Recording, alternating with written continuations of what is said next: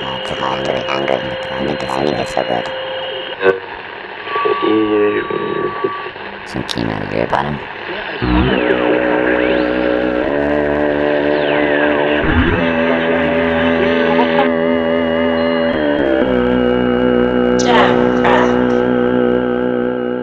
Hello. Excellent. You're off to the side, Ed. I like it. Yeah, no, I have no idea.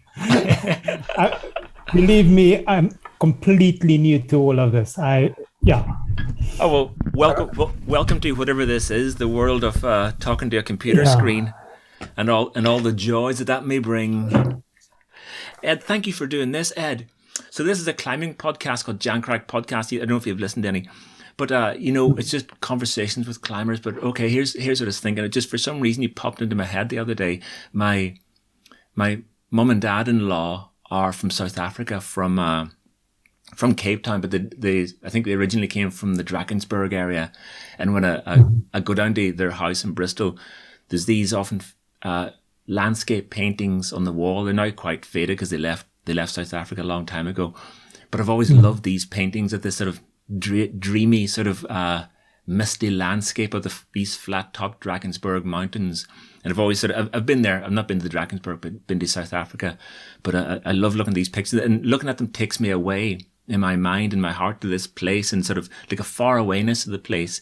And I don't know why you popped in my head, but I often associate you're one of the two South African climbers I know, and my father-in-law is something around the same age as you. He's got a very similar beard to you.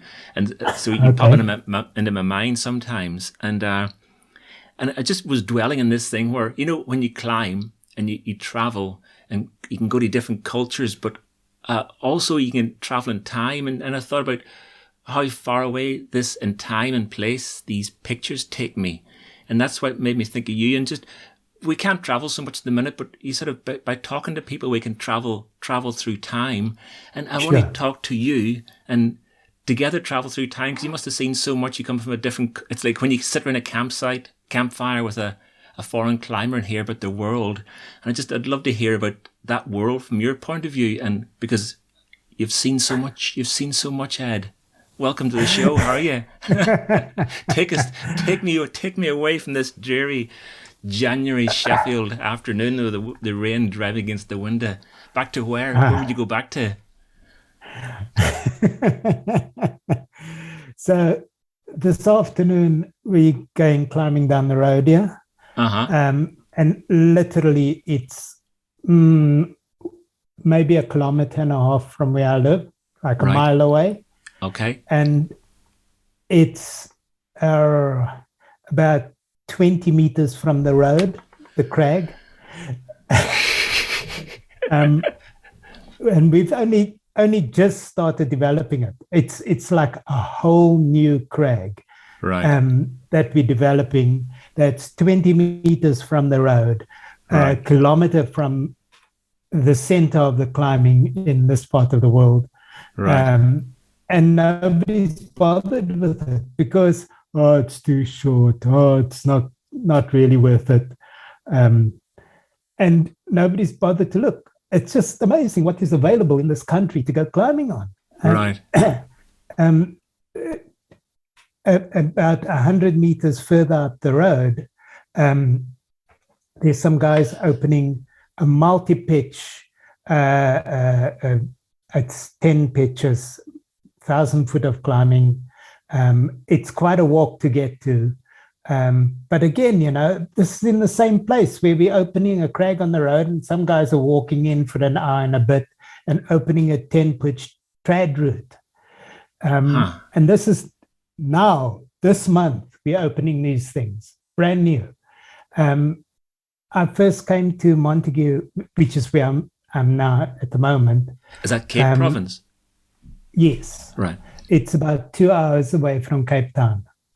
And I first came here in 1982 because we had heard of a crag that had potential out here.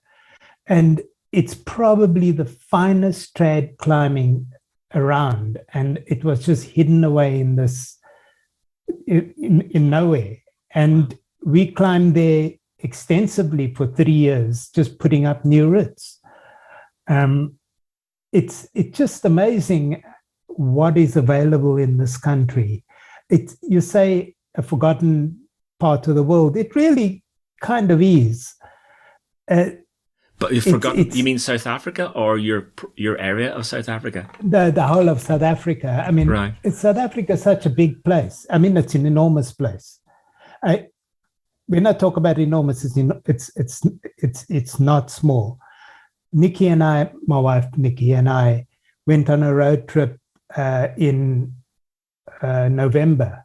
We drove from here to the Kruger National Park, which is still in the country, 2,500 kilometers from here. We then drove through the Kruger National Park from north to south. This is just in the national park, 400 kilometers. Right. And then, we clocked up a 6,000 kilometer road trip in South Africa. Wow. Just visiting national parks. It's an amazingly enormous country, enormously diverse, with enormous diversity of cultures, languages, and climbing. It's if anybody was to come here, I think it's the most amazing country. Okay, I think that America's got some big stuff, and America's got a lot of open space. The UK has got the tradition and the history and everything else about climbing. So one has to go to the UK for the history of climbing. One has to go to the French Alps because that's always been with us. One has to go to America because it's got all those big walls. Nobody knows about, or there is no tradition of coming to South Africa. People talk about the bouldering in the Cederberg. Yeah, the bouldering's one aspect of the climbing here. The rest of it is just hardly touched. Big walls, multi-pitch routes, aid routes. About 10 years ago, my climbing partner and I, Andrew de Klerk and I, opened a 15 pitch, I don't know how many pitch, lots of pitch, big wall aid route in the backcountry here. It's an amazing place. Wow, and the weather's amazing, beautiful weather. Yeah, I mean, right now it's the hottest season. So we go through a very hot season, and right now we're in the middle of the hot season. And so temperatures at the moment vary quite considerably between 27 and 35 degrees C. Right. So it can get quite hot. It goes up to 40 degrees C at this time of the year. But if you came here in our dry season, in what you guys would call our winter, the temperatures are really mild, 15 to 25 degrees C. It's not Wales. It's not Sheffield. It doesn't rain all the time. So is that our summer? No, your winter. So it's your summer. Sorry, your summer. Summer. So it's a summer venue for us in the Northern Hemisphere. I would suggest coming out here in August. September. Right. Yeah, you could get a little bit of rain because it's the tail end of our wet season. Certainly down in Cape Town, but the temperatures are milder. It's much better for climbing. Right. Huh. Ed, it sounds like you really love the country. It sounds like you love. It sounds like you love the country. Absolutely. Absolutely. Oh, really? I've traveled extensively around the world, and I've traveled extensively in Southern Africa. Broadly Southern Africa, the neighboring states as well, mostly pursuing some strange thing called climbing, but it's taken me to, and I have to come home all the time. I have to come home because I just love being here. I love the I don't know what it is about the place. I mean, like I go from here to the north and it's like going to a different country, quite literally. I mean, the culture's different, the languages are different, the whole lot is different. Right. It's amazing. What culture do you come from? What's your original culture? How would you? So what would you the say about your? Because it's very culturally diverse, isn't it? Yeah. So my forefathers were brought over here from the east, from India, Jamaica, Java, from that part of the world, Indonesia. Right. They were brought over here as slaves. And that is in Cape Town itself. There are quite a lot there's quite a big population of the people that originally came from the East as slaves. When would that have been, Ed? And those people... When?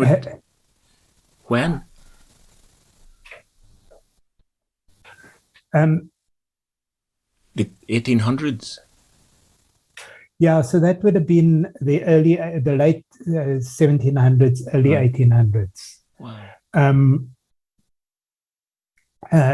That and slavery only got abolished in the mid 1830s, 1840s, somewhere around there. So it quite late, and they were still bringing trade from Madagascar.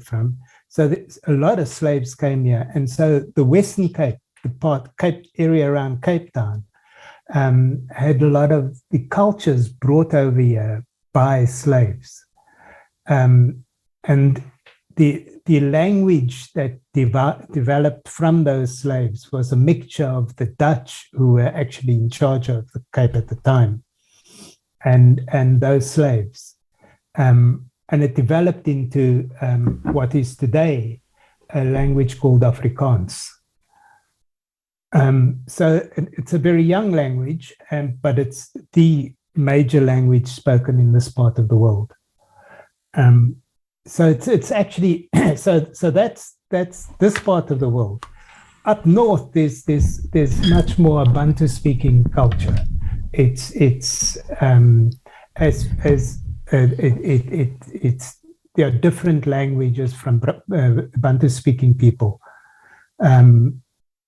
So these are a whole load of differences. That's without the Dutch influence. This Ubuntu? Yeah, there's no Dutch influence up there. There's no Dutch influence. And that reflects obviously the entire culture beyond the language. Food, dress, looks, everything. Yes. Right. Okay. Yes. Yes. So your descendants came as slaves from Java, from Indonesia to Western Cape, and lived as slaves? Yes. Right. They would have. Yes. Huh. Yes. Until the abolition of slavery. Yes. Mm-hmm. And even saying that word slave is like such a strong word, isn't it? Slave. I mean, it's a word I don't say very often, but now I find myself saying it. You think, shit, it's some word, isn't it? No. It's kind of interesting within the new culture amongst the youth now. It's like a big swear word. Is it? It's an absolute no. Yes. Right. It's kind of quite interesting that, whereas I kind of grew up with it. It is, you understood that was a recent part of your past, and it's nothing to be either ashamed of or, well, I'm not proud of it in any way. I don't know how anybody could be proud of it, but it's something I accept. It's just what it is. Yeah. And you say that the way that word is understood now has changed recently. Yeah, amongst the youth, there's a whole culture of trying to be more accepting, and I'm not very up with how all the new talk goes, but yeah.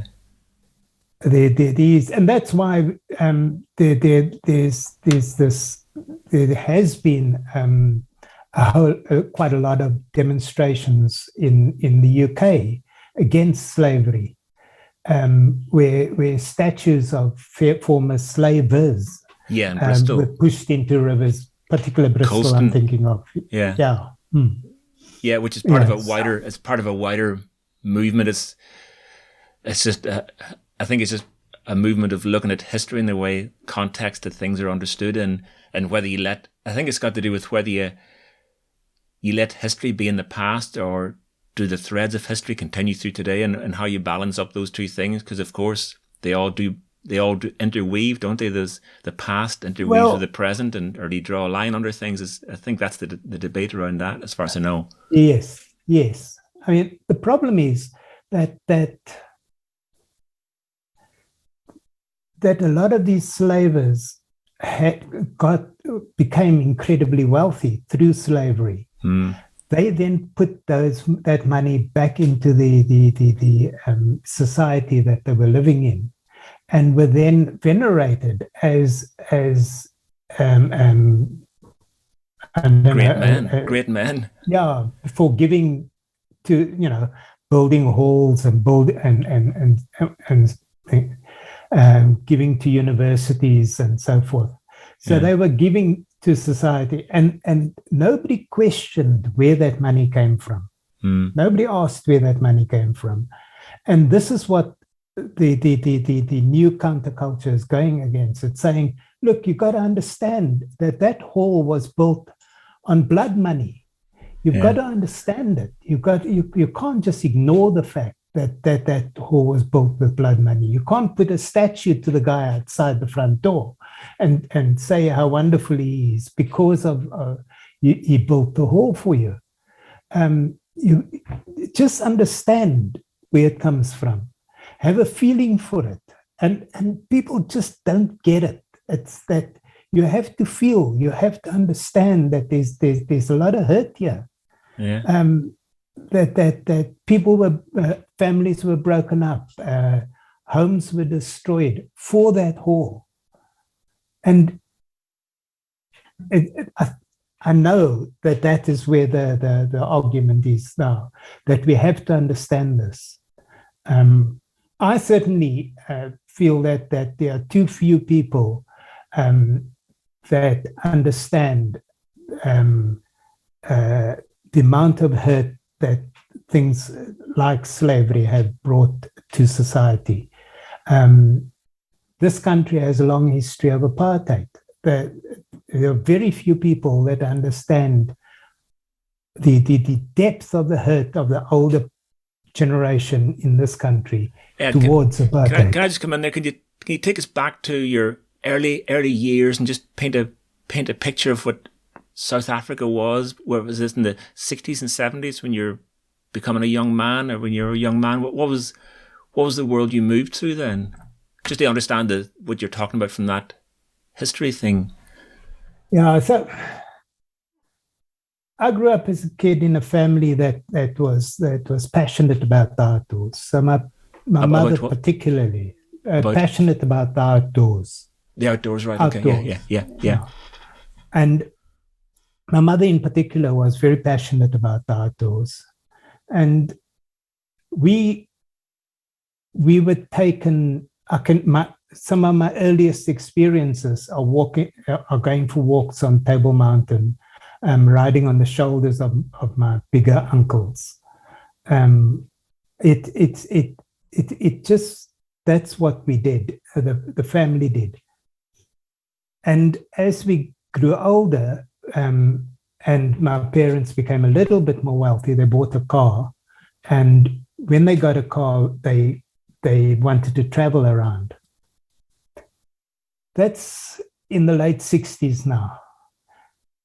It wasn't that easy for people of color to travel around, because you couldn't just go to a hotel. You couldn't go to a camping site. There weren't any for people of color. If you're white, there were plenty of hotels, there were plenty of campsites. But if you were of color, then there was nothing.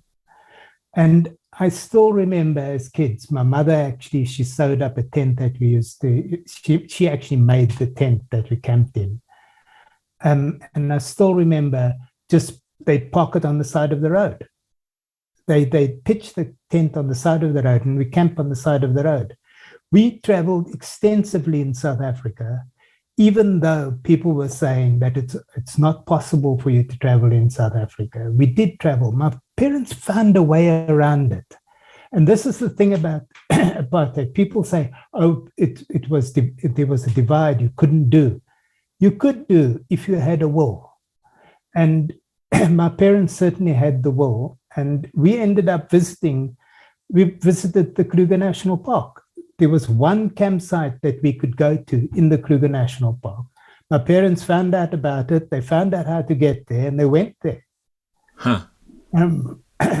So was that it sounds like an act of, not defiance, but it's, just, they're not going to stop us. Was there a bit of that? No one's going to stop us. Was that part of it? Or was it just, they just had to get out to nature?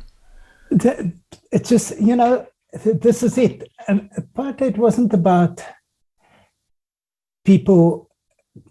You didn't actively defy anything. You just did. You lived with it. You lived around it. You couldn't get onto certain buses. You couldn't get onto certain trains. You couldn't. But you found a way around it. You didn't allow yourself to be stifled by it. And that, I think, was important. Right. Certainly in the 60s, that was important. That grew towards defiance in the 70s. My generation were then, what's going on here? My parents would work around things. We started working around things, and then we confronted. Right. So my generation would walk into a pub. We just walk into a pub and order a beer. And the guy would say, oh, I'm sorry, I can't serve you. Why? What's wrong with me? What have I done? I'm sorry, you're the wrong color, I can't serve you. Oh, and then you just kick up a huge fuss. Oh, are you throwing me out? And the poor guy behind the bar is all kind of, and that was my generation. You defied. And it led to insurrection in many ways. It led to riots. It led to people dying. It led to things that were actually quite destructive. But it did end up in 1994 when we actually got our first elections in this country, when we became a united country. Yeah. So I know. It was a process. Even where I grew up in Ireland, South Africa was always in the news back in the 80s and 90s. There was I know was it the 60s? Was this thing called the Sharpville Massacre? Was that right? That was 67, yeah. Yeah, mm-hmm. Yeah. And then all through that era, what was represented was just violence in the streets all the time, like really horrific violence between black and white, but also between different groups of non-whites, whatever. Excuse my terminology. I'm not sure how you refer to this, but sort of interracial fighting and townships, and just such violence. And Winnie Mandela, Nelson Mandela, and then, but also around that, you'd countries around there. There's always civil war around there, and Angola was always in the news. I'm just sort of looking quite back far to that area. It was always seemed to have a lot of turmoil around it, but South Africa itself was always the center of the news and what was happening there. I think the world was very interested in that situation during the 80s. Yes, and quite rightly so, as far as I'm concerned. It was an unequal society. It was a society that was wrong, and it needed the world to understand how wrong it was, because a lot of the world tried to ignore the fact that there was this big dichotomy within the society, that this big schism. They tried to trade with it as equal partners. A lot of the world did that, and they weren't an equal partner. They were riding on the backs of countless millions of people within the country that actually produced the wealth that the overlords sat on, the apartheid regime sat on. And so it had to break down, and it had to break down with the help of the rest of the world. And that's why when the UK refused to come here to play cricket, that was actually quite important for the society here to understand that there was something wrong with the society, and that's why they couldn't be allowed to play cricket. Something as simple as that. Right. Well, sport is such a powerful thing with people because it cuts across lots of strata, doesn't it? Sport does. I don't know what position cricket had amongst black people in South Africa. Maybe there was no interest, but it does touches people's souls so much. Like music and sport are so important to people that compared to something that's abstract as a financial embargo, a sport or culture embargo is way more powerful in some ways. Yeah, no, I agree entirely. Because certainly both black and white in this country play sport, all kinds of sport, and cricket, football, rugby. It's across the board. We're a big sporting nation. And I think that as soon as that gets hit, it hits home to a wider group of people. Yeah. That there's something wrong. Yeah. And also maybe it's because, again, if you look at financial embargo, there's no personality attached to that. But if your favorite sports person said, no, I'm not going there, that's wrong. It's the influence of people you respect, isn't it? Yeah, I think, and that's something that I think is very important. And I think that a lot of climbers should actually understand that you may be the top whatever climber in the UK or South Africa, wherever you may be, but you're more than just a climber, because there are youngsters that are looking at you. There are youngsters that are looking up to you, and you have to understand that you have to behave in a certain way, because those youngsters emulate you and worship you. It's a difficult place to be, but if you're a big name in any sport, you really, really have to actually toe the line quite carefully on how you behave. You don't go down to the pub, get drunk and puke in the gutter. It just sends the wrong messages to too many people. Yeah. Huh. So if we talk about sport, Ed, take us back to your entrance into climbing. What was climbing like in South Africa then, and what view did it afford you as a young man? Because it must allow you something different to see, because climbing's got its own particular world, doesn't it? And was that true for you in South Africa and whatever year it was? Yeah, so you got to remember, when I started climbing in the late 60s, we still were a very divided society. And the top climbers of the day belong to a group, the Man Club of South Africa, which is like the BMC. It's a big overarching body within South Africa. That was very whites only. There was no... By definition, there was no... It wasn't just chance, it was just the rules said... No, this is an interesting point you make. No, if you went through the Constitution, there was nothing in the Constitution that said so. Nothing. But don't try and join if you were the wrong color. Yes, I know what you mean. It was more subtle and maybe more powerful because of that, because it's almost like you intuitively know that's not for me. Yeah. And it gets kind of quite bad, because I started in the 60s and that was fine. I started climbing with a bunch of guys that were the same color, so that was fine. And we stuck together, which was also fine. But I began to want to climb more, and I wanted to climb harder than the guys I was with. And that's where the problem came in, because I was soon climbing harder than my peer group. And the guys who climbed hard were in that organization over there.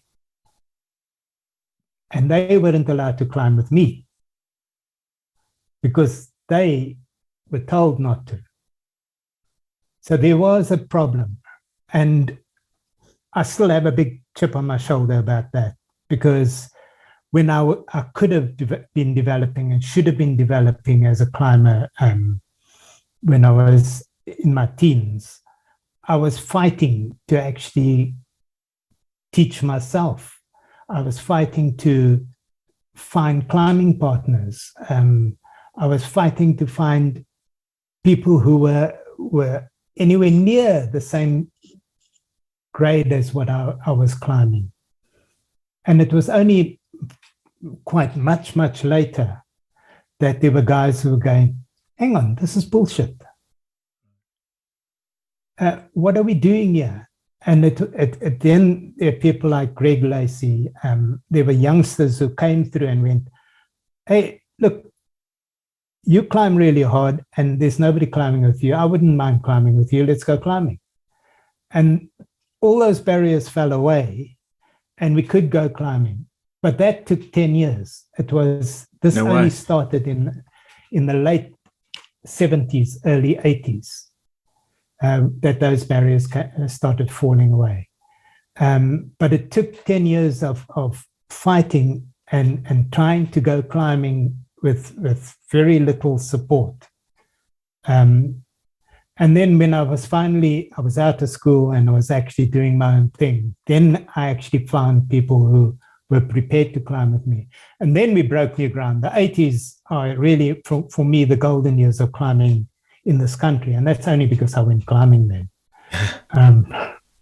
Yeah.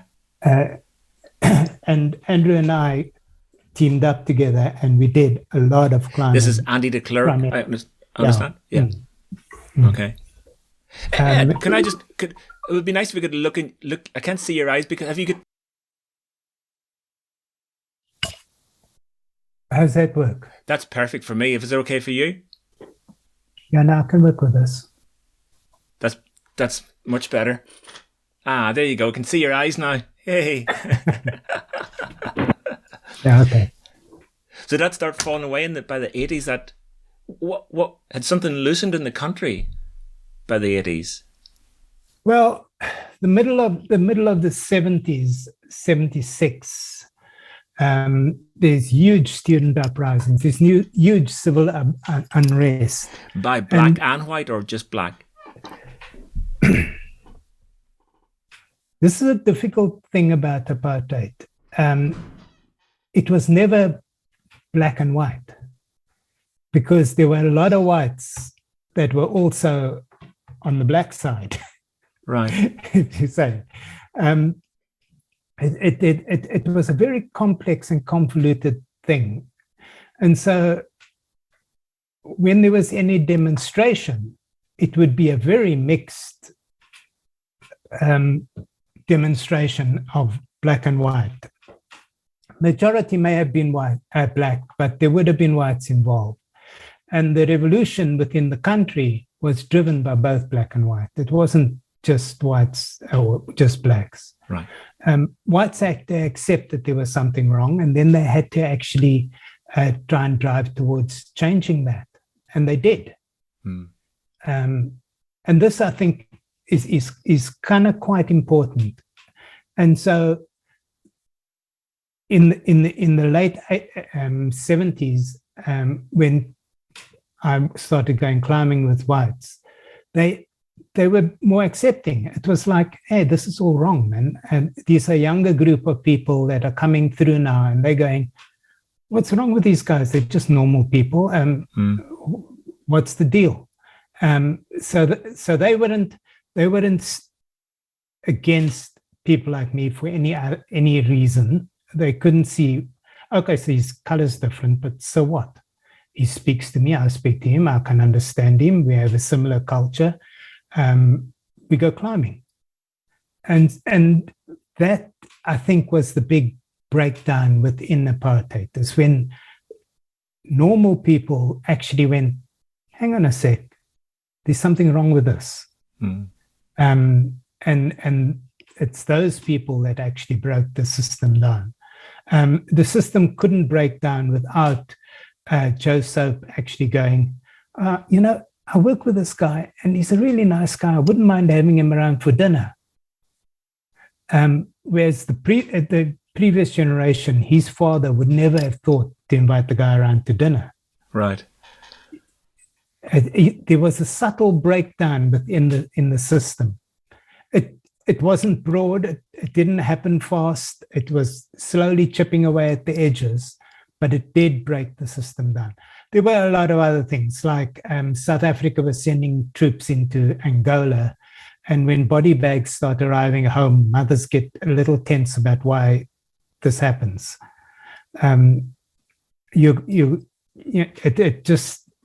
You'd realize how wrong a system is. Sorry, the Angola thing, was there a civil war in Angola at the time, or was South Africa involved in it, or what was it? South Africa was involved in that, yes. And South Africa was involved in maintaining its borders, it said. So it had to maintain its borders, a huge army along all of its borders, because there was insurgents from outside coming in. There was a lot of gun running, so they had to stop that. And when you're trying to prevent a civil war within the country, you have to protect your borders because those become very porous. Yeah. And so they were doing that, and it started major wars on our borders. So they were running a major war on the border.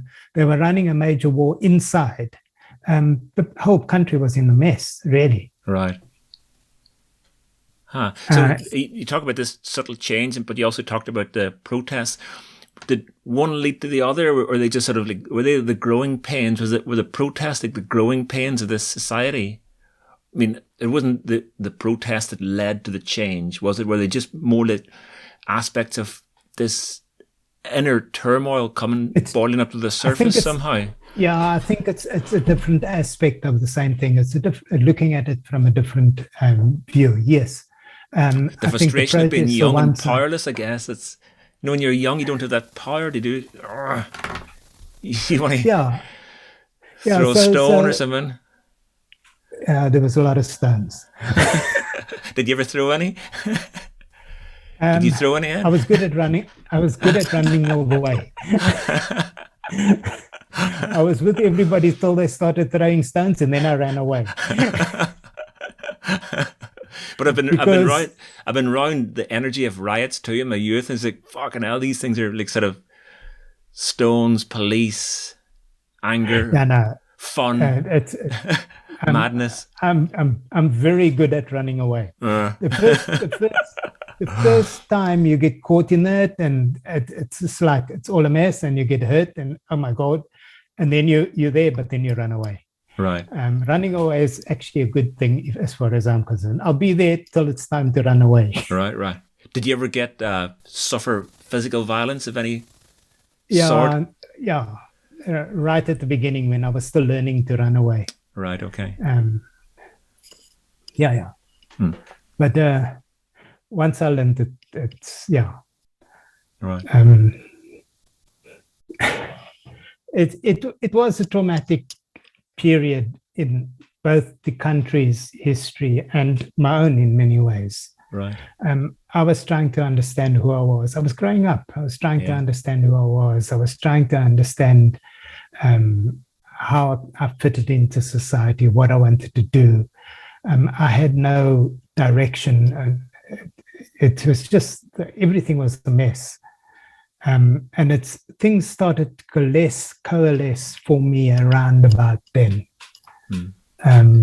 Did you feel you had opportunities? Did you feel you had opportunities? No, you have to make those. They don't exist till you make them. And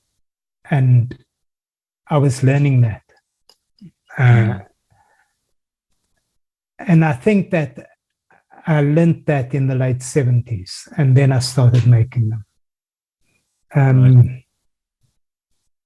Yeah, things develop. Yeah, as I said, from about 75 to 82, I had no idea what I was doing and how I was doing it or why I was doing it, and then it slowly came together in that period. As you kind of, I suppose it's called growing up, I don't know. Growing up within a society that's falling apart, where you're trying to find yourself, where you're trying to find what your role within that society is. That was the hard part.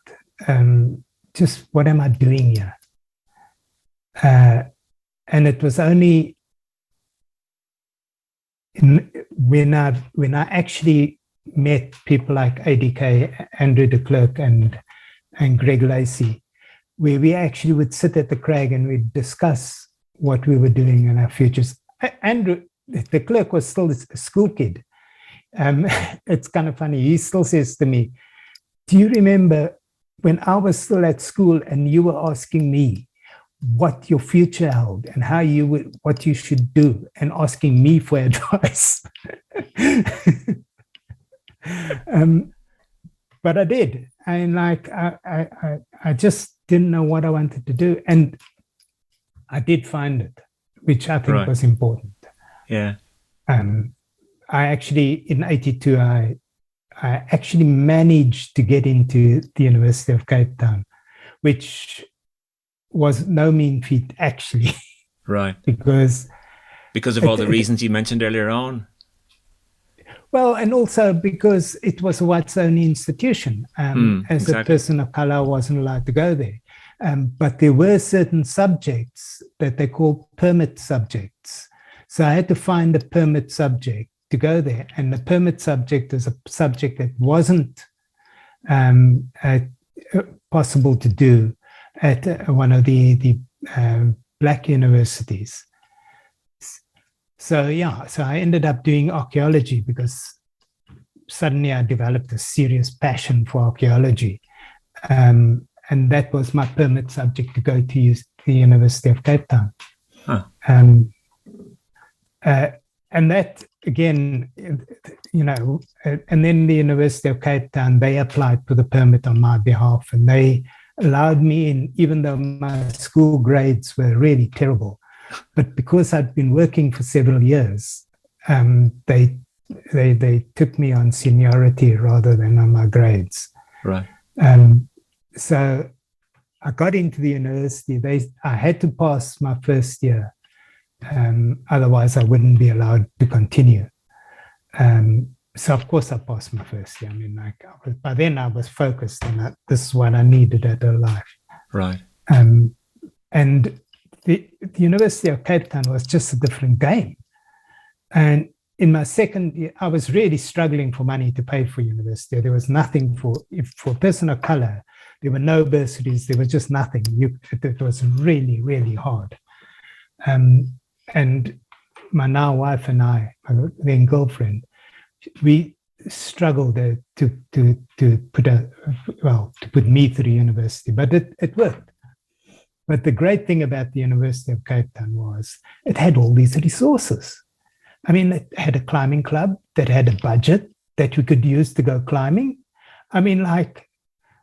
As soon as I discovered that, it's like a whole new world opened up.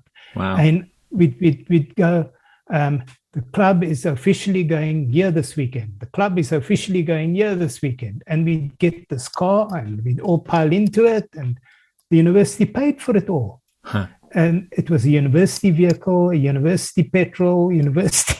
It was amazing. Wow. So it sounds like you went from this world of sort of been very much on one side of the fence and then very much on the inside of the fence all of a sudden. You see, but this is how the other half lived. Huh. No wonder they wanted to hang on to it. No wonder they didn't want to share it. I got special permission to be with the other half. Wow. It was amazing. Was there compromise in that? Was there personal, there was no sort of, because the people that you were associating with were beyond, they weren't of that mindset. They were just people, and to you, they were a person, and to you, they were people. Yeah. Right. Beautiful. All Beautiful. we did, we went climbing. I still say my undergrad at the University of Cape Town was just the most amazing experience. Right. I had to do well at university because if I didn't, they wouldn't allow me to continue. I did well. I passed regularly. I actually did far too well, and I had to throttle back on that so I could go climbing. But it worked. I mean, like I did so well in my undergrad that I got a full bursary to go do postgrad in archaeology. Brilliant. Which, and suddenly from not having any money to having money, it was just amazing. Yeah. I mean, like everything's paid for. It was amazing, but it was the climbing that stands out for me in that undergrad period.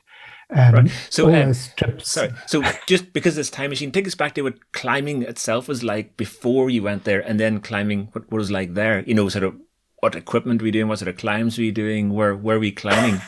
what was happening? What was climbing like? So initially, what was it like? Yeah, I know. So and I have to go back a bit. So after school, I did go to university, but because of all the insurrection, I ended up dropping out of university. You don't get a degree for throwing stones or running away from police. It just doesn't work that way. And so I dropped out of university, and then I went. I worked in construction for several years. So the late 70s, I worked in construction. I went up to Johannesburg. I met up with some university students that were climbing in Johannesburg. And I ended up working in a big construction site in Johannesburg and climbing with these university students who actually became friends for life. I'm still very friendly with all of them. I still maintain contact, and we can pick up where we left off. So those guys were really important. They were white university students who all they wanted to do was go climbing and have fun, drink a lot of beer and go climbing. That's what students are supposed to do. So I met up with those guys while I was working in the construction of these large construction sites. Climbed with them a lot. What we were climbing on, the gear we were climbing on was pretty, I mean, we used 2 ropes. I mean, like when I first started climbing, we had hawser-line laid ropes and just a couple of slings with a hemp waistband around your waist with a big carabiner through it. Then we got a Willens harness. And so we were climbing with those, what was those blue harnesses, the troll harnesses by then. So Troll had this really brilliant harness. I had several of those. Like a Mark V, Troll Mark V, was it? Yes. Yeah. Yes. I had said that was a great harness. After the Willens, this was a revelation. Yeah. So we were using eccentrics. We had a full rack of eccentrics and troll wedges. So the gear was, for the time, it was eccentrics and wedges, which is what we were climbing on. Then while I was in construction, I actually earned enough money for an overseas trip. So I went on a massive road trip through America, North America, and ended up in Yosemite Valley. And so in 1981, I ended up in Yosemite Valley, and I managed to climb the nose and all of that stuff. But that was also a major groundbreaking achievement for us. It was like friends had just been invented, the new camming devices. And while in the valley, I actually bought a set of friends. Wow. And that was a major revelation. We came back with these new toys that nobody had seen back here. And so we brought those back from Yosemite Valley for the first. So cams came to South Africa in 1981 after we came back from Yosemite. We brought back this new a new enthusiasm, a new idea. And this is why traveling for climbers is so important, because the climbing year had got to a point, and it really, the 80s exploded after we came back from Yosemite. We'd learned new ideas, we learned new techniques, we'd met them. I mean, I went bouldering with John Backer. Me. Wow. Wow. I was just quietly, my mate and I were quietly bouldering there, and then this guy came along who we didn't know at all, and we went bouldering with him, and he was about 50 million times better than either of us. But he was such a revelation and such a nice guy. And afterwards, we realized it was John Backer. Right. I mean, like, it was just one of those amazing experiences for me. So when you realize the standard, and you can see this new standard, when you go into a place where you actually meet the people. And Jim Bridwell was there, Lynn Hill was there. I mean, like, you're camping in the same place, you meet the place, the level of your climbing goes through the roof. Yeah. I mean, you have to try and rise up to where all these other people are. Yeah. Because when you're in isolation, a ceiling develops, doesn't it? When you climb in isolation or do anything in isolation, exactly. You have to push emotionally through barriers. It creates a barrier itself. You're breaking your own barriers. Yeah. But when you arrive there and you're down here somewhere, and everybody is way up there, and there are no ceilings anymore. It just takes those ceilings away. When you actually see the roots, when you see a separate reality, and you look at it and you go, that's the route. You actually, we're going to have to try it, and then you fail dismally, but that's okay.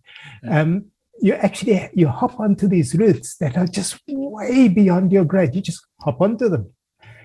When I was, it was just another, Yosemite was just another trip for me. It was amazing. And I guess getting on these routes is a bit like seeing John Backer. When you see John Backer, you realize, well, he's just a person.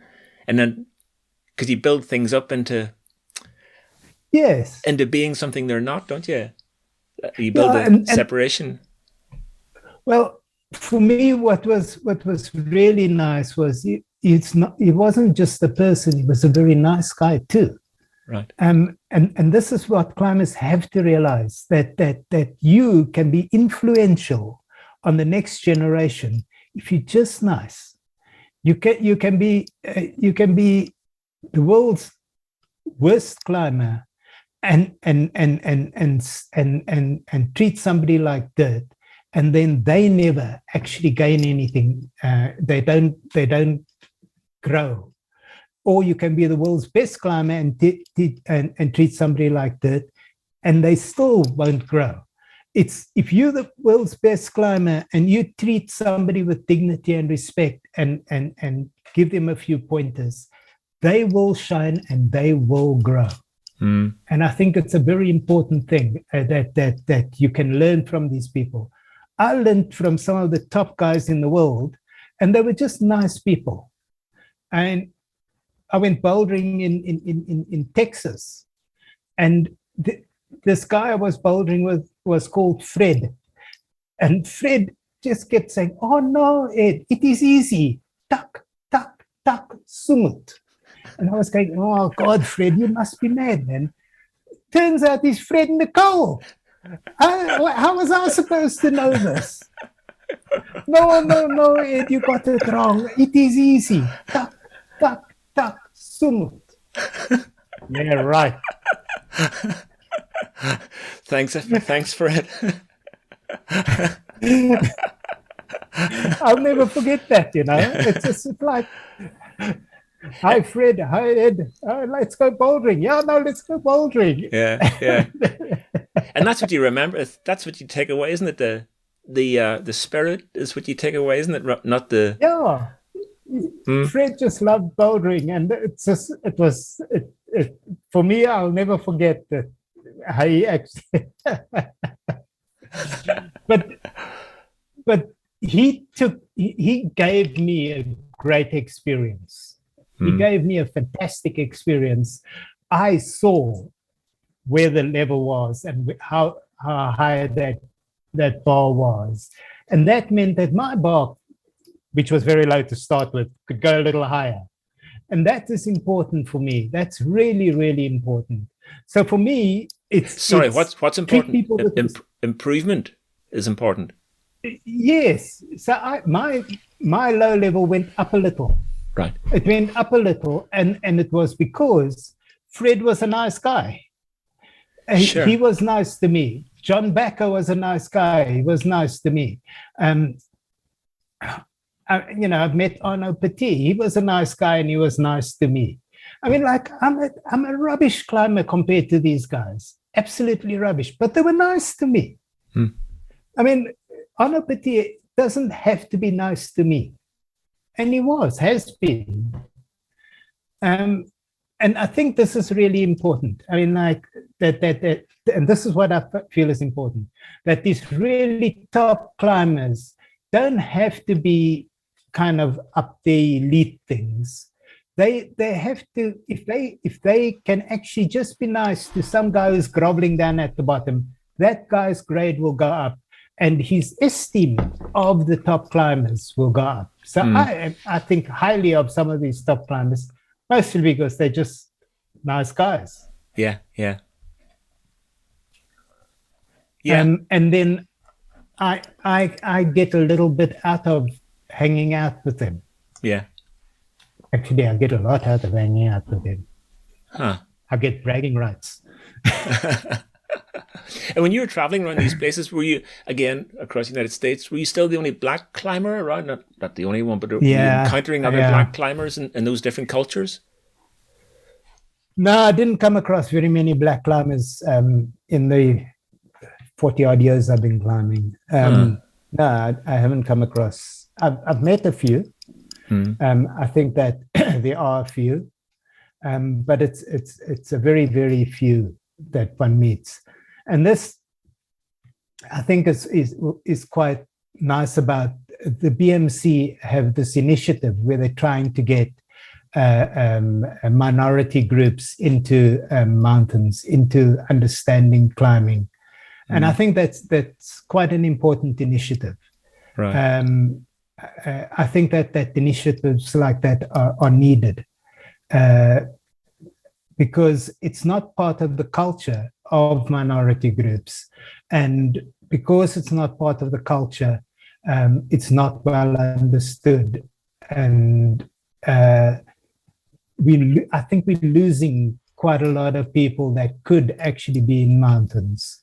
And so the BMC's initiative, I think, is a very important initiative.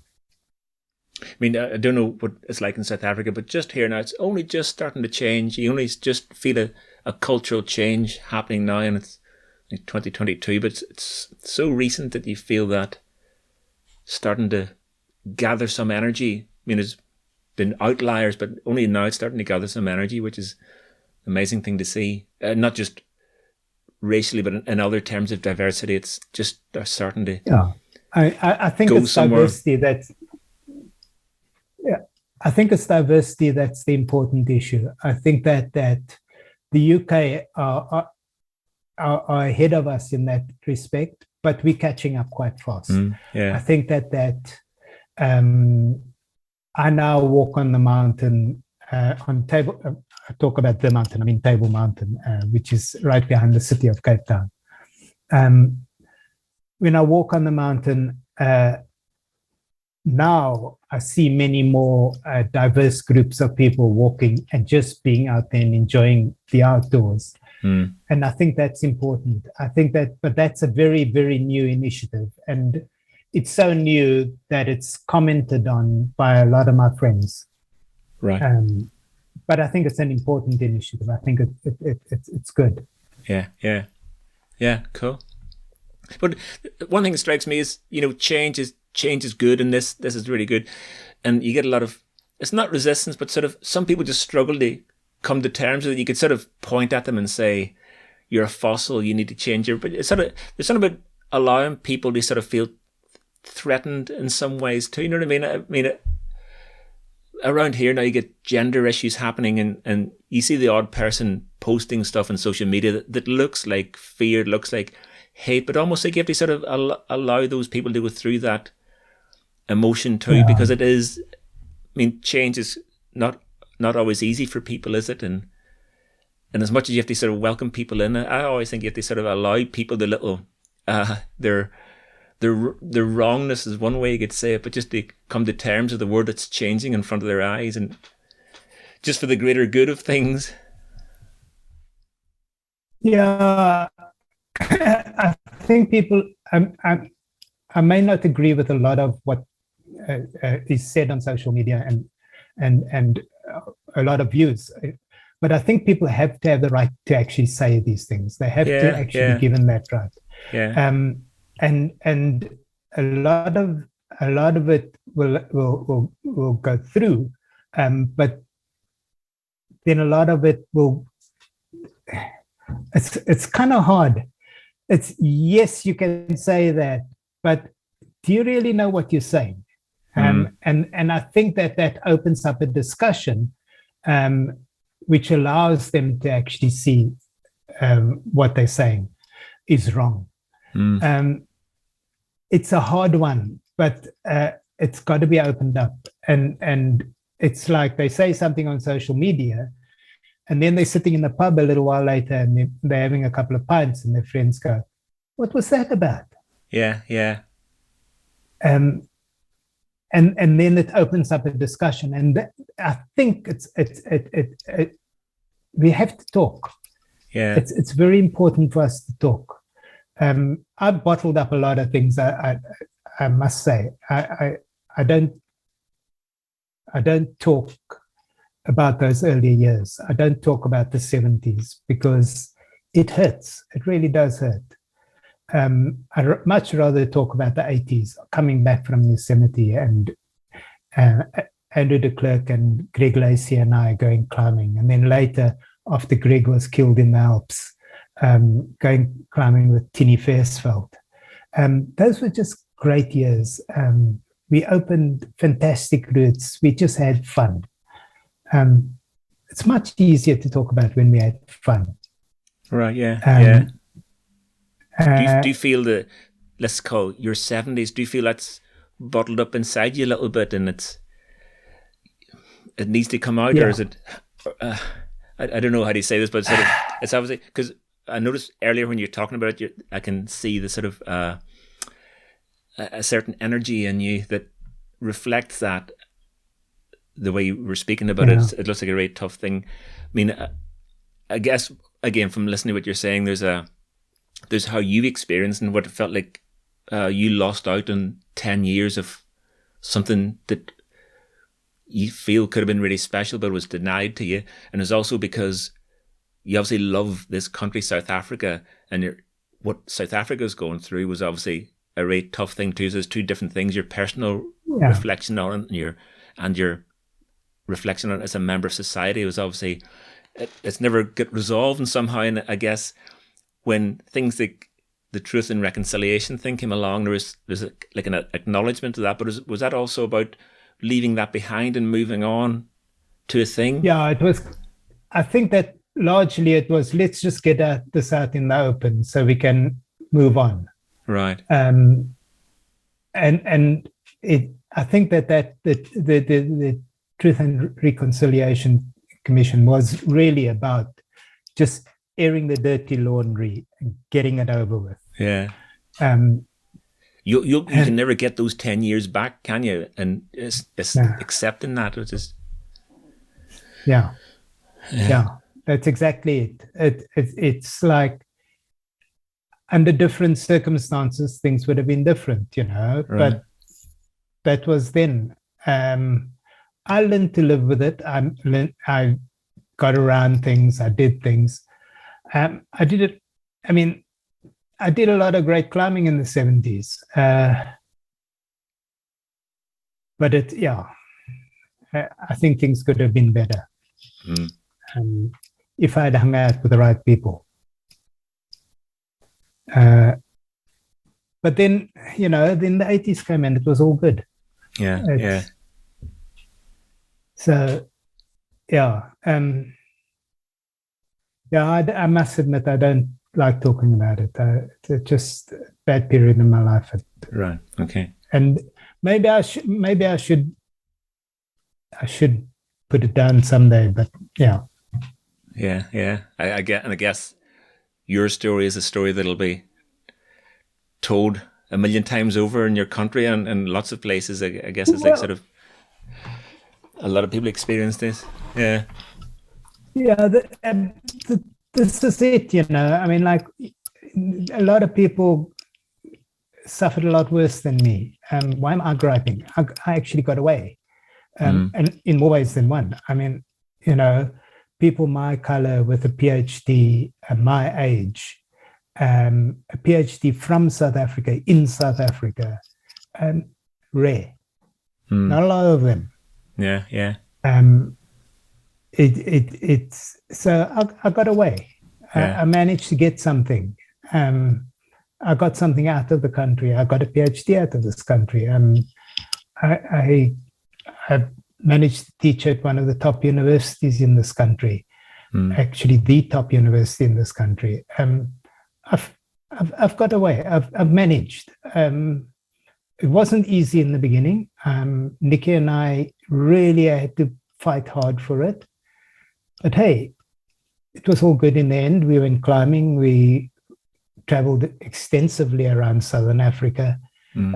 We still travel extensively around South Africa. We still go climbing.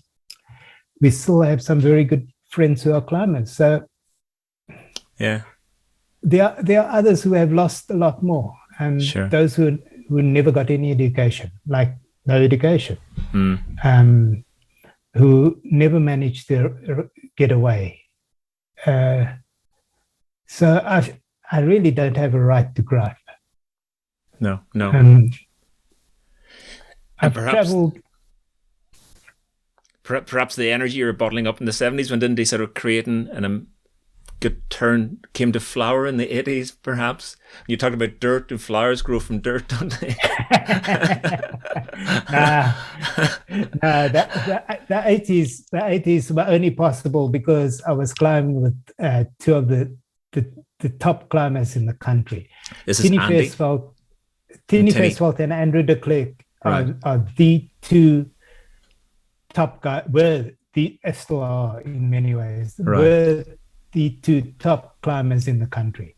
Did they go to America with you? Behind somewhere. I mean, those guys were just... Did they go on that trip to America? No. I went to America with Greg Lacey. Right. No. Andrew was still at school, so he was too young. Right. And Greg Lacey was with me, but then Greg got killed in the Alps in 1984. Right.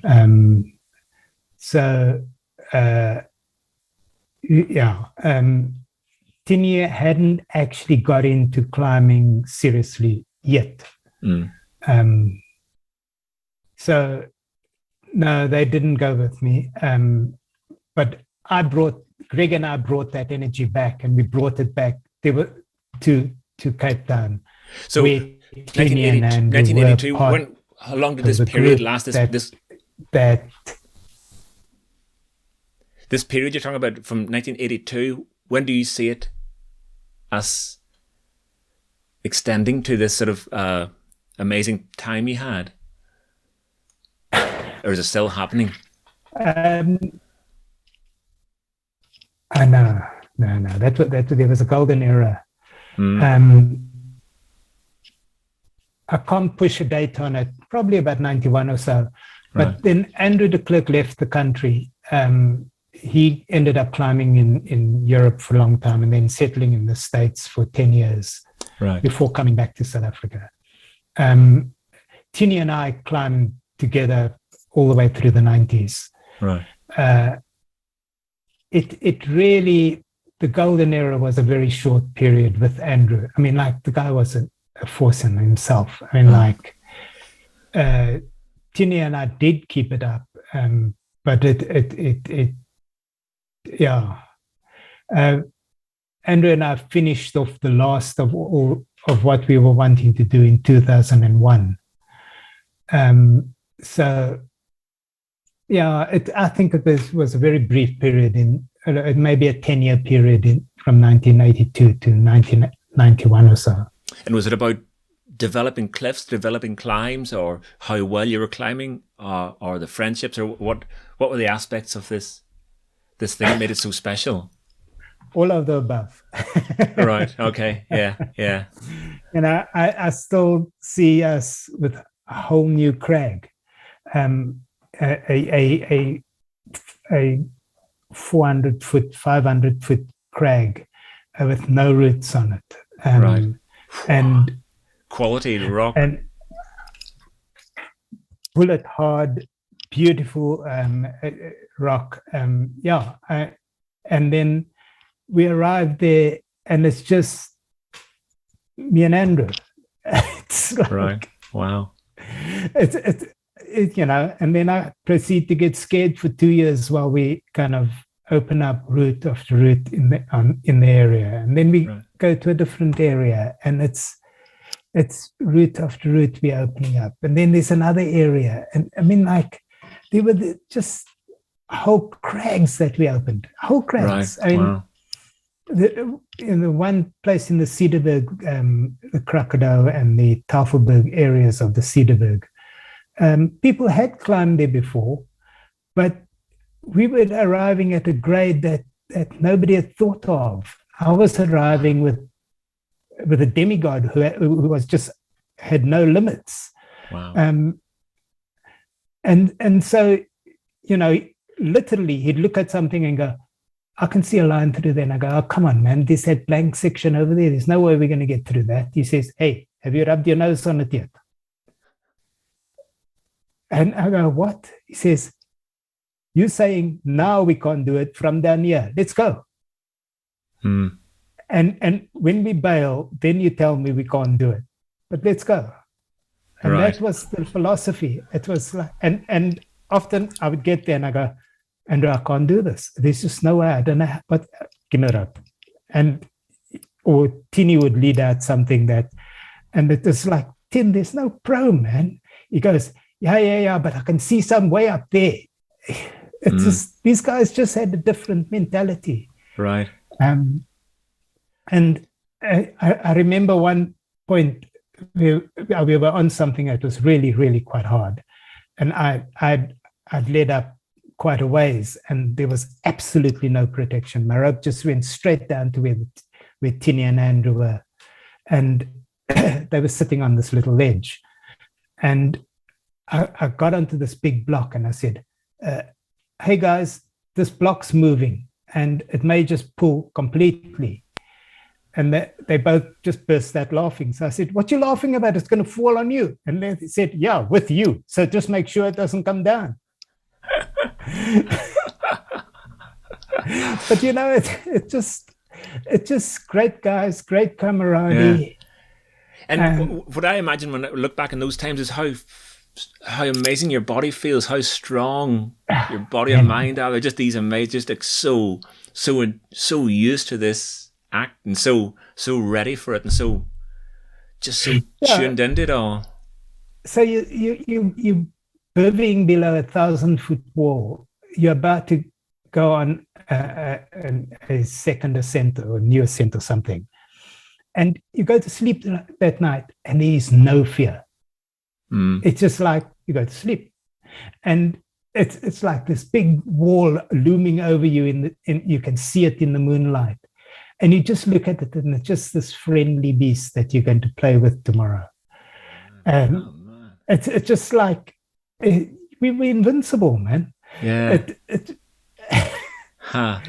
When I think about it now, it's just when I was younger, before that period, I'd arrived there, and there would be this trepidation, but with those two guys, I'd arrived there. I've got these two gods with me. I'm all right. It was just amazing. Yeah. It was a great period, a really, really great period. And that was that. And then sport climbing got invented, and we all tried that and didn't like it, and that was fine. But I think that there's still, in this country, there's still that potential. As I said, there's some guys that are working on a multi-pitch, a 10-pitch route just up the road from where I live here now. I think there's still a lot of that potential around this part of the world. Right. When I lived in Ireland, I would do first ascents in this place called Donegal, where no one ever went, no one ever climbed there. But you'd find some shitty little piece of rock and spend the day cleaning out the gouge of mud from the cracks and then and climb it and that sort of thing. Doing a first ascent was like such an amazing thing to do. But to go and do that on something big and something good, it must have been such a powerful. I mean, if I can milk that much joy from a wet 30-foot crack that's dirty, wow! To have the opportunity to go to new cliffs and do new routes on perfect rock must have been. I mean, we did that for 10 years. It's just nice. It was. It's. I remember a route called Ichthyosaurus, where we looked at it and there was this blank bit in the middle. So we had a piton hammer and pitons and we had a whole bunch of stuff. And in the end, I don't know, I or Andrew, somebody climbed that section free. I forget who it was. It's irrelevant. And poor Tinny, the important bit was, Tinny was, no, it was me. I was belaying Tinny. Tinny was carrying all the junk. Right. And he fell off pulling through the hard bit. And he was irate because anything I led, he could follow. And even if he was carrying 10 kilos of junk on his back, he should have been able to follow that. And he was so irritated with himself. And Andrew and I thought it was the funniest thing ever. So we were giggling all the way up the rest of the route because Tinny had fallen off on something that actually had every right to fall off. It was really hard. And he was carrying a ton of gear. I mean, but he still felt he should never have fallen off. Anything Ed could lead. Yeah, exactly. I mean, you led it. I should be able to follow it. And then in the evenings, could you go to sort of local places and interact? And by then, was it much more relaxed? No. Just. No, still. It wasn't that easy. No, okay. The 80s was still not that easy. But then again, a lot of what we were doing was in the backcountry. We were a long way away from nothing. Right. Okay. And we were camping out or bivvying out, so there wasn't a lot of that around. Right. The mid 80s, things changed quite a lot. So by 84, 85, things were changing quite a lot. The country was moving towards a different place. And so things were changing, but it was still, we were opening new routes here in Montague in about 84, 85. And it was still, I couldn't go to the local pub. That wasn't going to happen. Right. Okay. But then, then I was less hung up about these things because there was a great bunch of guys. We were good. We were going climbing. I was at this fantastic university with all these resources. I mean, I was living like the other side then. Right. Yeah. Hey, Ed, if somebody's listening to this, they thought, I want to go and get a bite of that action. Where would a visitor, when and where should a visitor come in 2022 to sort of get a slice of this action you're talking about, exploration, adventure, development? Yeah, you see, so we know the place. We know the country. We know where the potential for new routes are. And it takes a while to find these things. We know the guidebooks. We know the blanks in the guidebooks. So it's not so easy. You can't just arrive on the shores and go do a new route. The starters, it's a hard one, hey? For trad routes, well, allow me to ask a slightly different question. If a visitor was coming, where would you recommend, maybe not just for new routes, but the experience this amazing country? When and where? That's different. Yeah. That's different. I would, for the starters, I would look up one of the guidebooks. There's a guy, Tony Lawrence, that produces. Tony. Okay. Yeah. He produces the guidebooks for most of the country, and the guidebooks are good. So I would get hold of one of Tony's guidebooks, and that I think is essential, because you can't. I mean, I met some Germans down the road here the other day. They were standing in the middle of nowhere looking for a crag, and they were trying to do it on their phone. I mean, like, come on, guys, where's the guidebook? Oh no, we thought we could save some money and not buy a guidebook. I mean, yeah. So now you're standing in the middle of the road asking where the crag is. And then you're going to the wrong, and then when they tell me what grades they're climbing, they're going to the wrong crag. I could direct them to another crag where they could go climbing, but it just save the bucks, buy a guidebook. And it's for me, that's the first thing. And Tony's about to produce a comprehensive guide to this part of the world, to Montague. Which I think is going to be really good, and so Montague area, and if there's a comprehensive guide, that would be good. Table Mountain underneath the cableway, the ledge area, some of the primo trad climbing anywhere. You're not going to get better trad climbing than that. Then Waterval Boven is in the northern, in Limpopo province. Is it Limpopo, Mpumalanga? Mpumalanga province. Waterval Boven has got sport routes for Africa, any grade. And I think that for sport climbing, that's the center of sport climbing for Southern Africa. It's the finest sport climbing. Magaliesberg, yeah, there's some nice trad climbing in the Magaliesberg, but the big wall trad climbing is Blouberg. So Blouberg trad climbing, Magaliesberg sport climbing. Blouberg is up in Limpopo province in the far north. Mpumalanga is Waterval Boven. Roger Natras has been working on some very nice climbing around Pietermaritzburg area. That's where my father-in-law came from, Pietermaritzburg. Oh, yeah. And his brother had been a climber called Keith Bush, who died, didn't come back down from the first ascent of some mountain a long time ago. In the Drakensberg. That's right, yeah. Keith Bush. There's a camp still called Bush Camp. That's right, yeah. Yeah. That's my father-in-law's brother. Oh, okay. No, that's the Drakensberg. Yeah, the Drakensberg, I've never enjoyed climbing in the Drakensberg. Right. The grass is tougher than the rock. It's like you lunge for the grass, not the rock. It's right.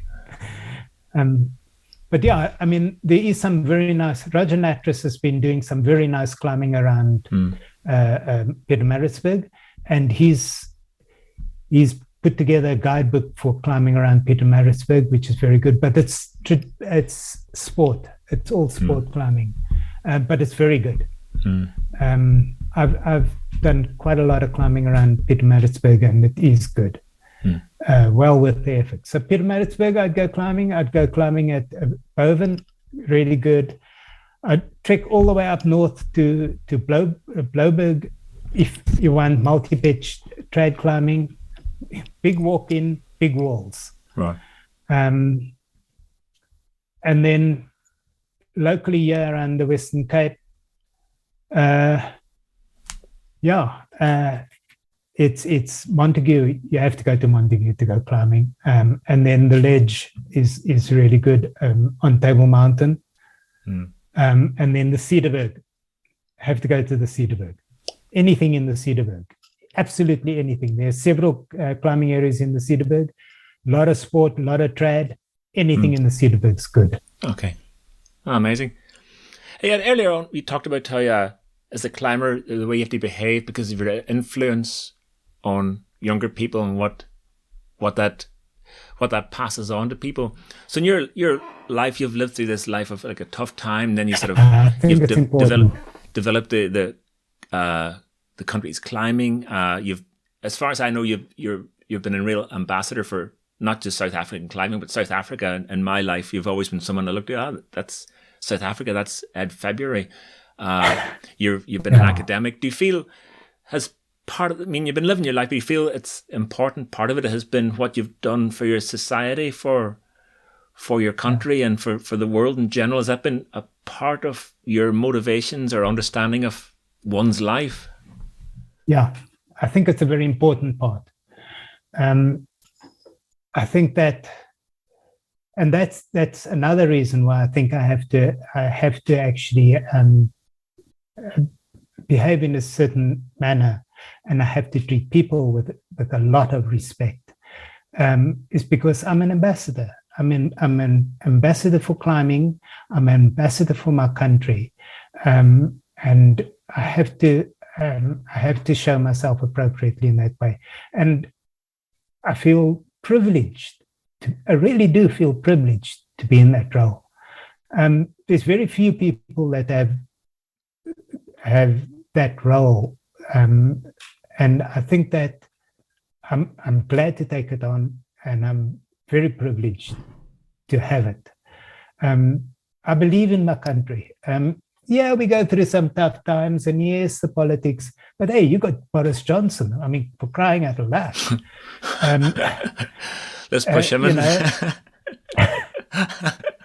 It's push him into the Bristol Channel. Yeah. So, don't criticize my country before you've taken the log out of your own eye. Oh no, absolutely no. There's no criticism at all. I was just trying to understand. Yeah, no, I'm sorry. I'm just talking generally. I'm not being specific here. It's just that I really think that we're trying our best. There's a lot of growing pains. We come from a society that was fractured and broken, and we're going to it's going to take a little while before we get through. And I think every South African has to play their part in trying to build this better society. As a South African, criticizing South Africa is just the wrong way to go for building a better society. And there's a lot of that going around, and I really feel that that's wrong. Now I feel very strongly about my country. And also, so in the world I live in, there's lots of change happening right now around, again, like race is an obvious one. What, from your perspective, what would you say to that, to this movement now? I mean, the movement of sort of the pushing statues into the sea and stuff like that, and fighting for recognition and understanding and changing the. Yeah, I think it's a very important movement. I think that it's bringing about a lot of change. I think that people are looking at things differently. If we were all sitting there quietly, just leaving things as they were, we wouldn't actually see things. We have to, and it's what it's brought about is a lot of talk. People are talking now more. They're discussing this more. They're asking more. But I think that there still has to be an understanding that there's still a lot of hurt, that people still hurt. Internally, people hurt. And you've got to understand that those people are hurting. And to just blithely ignore it doesn't help the situation. I don't know if I'm expressing this correctly, but it's you have to understand that. I'm not able to say it the way I want to say it. It's, you have a whole movement like Black Lives Matter, and people still say, oh man, but all lives matter. It's like, that means you don't understand the hurt that blacks feel.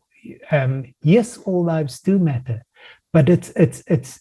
Do you understand the amount of hurt amongst blacks? When you understand that hurt, then you understand how black lives do matter. When you understand that police brutality against blacks is higher than whites, and that blacks have more fear of police than whites, and you understand it, you fundamentally understand it, then we're moving forward. But we have to have the discussion so that you may understand. I don't know. Yeah, it's a hard thing. I think that we're going through a very important, globally, we're going through a very important phase. I think it's very important. Yeah.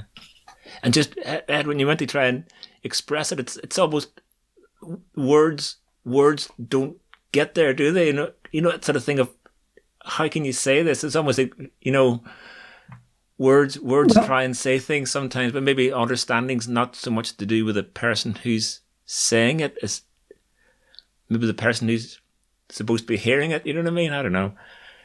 Yeah, I've heard it spoken by people who are a lot more articulate than what I am. And they say it a lot better than what I could. But I think you get the gist of what I'm trying to say. I think that people just have to understand the broader context of something. Yeah, no. What I'm trying to say is the fact that you can't say it helps me understand it, if you know what I mean. As much as eloquence is one way of understanding, but to see that something can't be said is it's saying a lot too, isn't it? Yeah. You know what I'm trying to say? Yeah. And I do get what you're saying. Yeah. Yeah. All I can say, Ed, it's been really amazing. I don't know if we've not covered everything. Of course, we haven't covered everything. But I just think, as I said earlier, you've always been my understanding of South Africa, because I'm so embedded in climbing. You've always been the sort of thing that I've seen of that country, and as such, I think you've been an amazing ambassador for it, and not just for as being a human being. You've come across as being a beautiful human being through the way you've lived your life. So it's and that you've always been an inspiration. One of the inspirations when I first got into climbing at sea, and that came across. So I think as an ambassador, you've done an incredible job, and as a South African ambassador, and I hope maybe some people listening to this might be more inclined to go and visit your beautiful country and see what there is. We need more people to come here. We need more tourism. I mean, part of the economy of this country is tourism. So we really do need people to come visit our country. We need foreign money in. Yeah. And the climbing is worth it. Yeah. I know a lot of people go to Rockland, or not so much recently, but a lot of people used to go to Rocklands. Yeah. So Rocklands is a big thing. Yeah, but it sounds like there's so much more. Certainly, yeah. So if you're a boulderer, Rocklands is certainly the place to go. Yeah. And it's I mean, yeah, and that's because it was made famous by Todd Skinner and Fred Nicole way back when, after that famous trip to Texas when I met these guys. But that's the bouldering. There's a lot. When you bouldering at Rocklands, look up at the Faith, Hope, and Charity, where Andrew and I spent several years putting up multi-pitch trad routes. They're right there above you. When you're bouldering at Rocklands, there's these multi-pitch trad routes that nobody climbs anymore. Nobody goes. I mean, the Brits are big on tradding, and I don't even know if the Brits going to do the climbing on those walls. And then the Cederberg, the Rocklands is in the Cederberg, and the Cederberg has some of the finest trad climbing anywhere in the world, and that's right there, and nobody talks about it. I tried to depict it when we put together that movie with Joe Simpson on climbing in the Cedarburg. And that did for all climbing in the Cedarburg. But maybe we need another movie on the climbing here. I don't know. Yeah. Well, I hope this will inspire people to check out your country. Ed. Hey, it's been beautiful talking to you. Yeah. Thank you. Thank you for taking me back through time and space to a land far, far from my own wet country. Yeah. Yeah, it's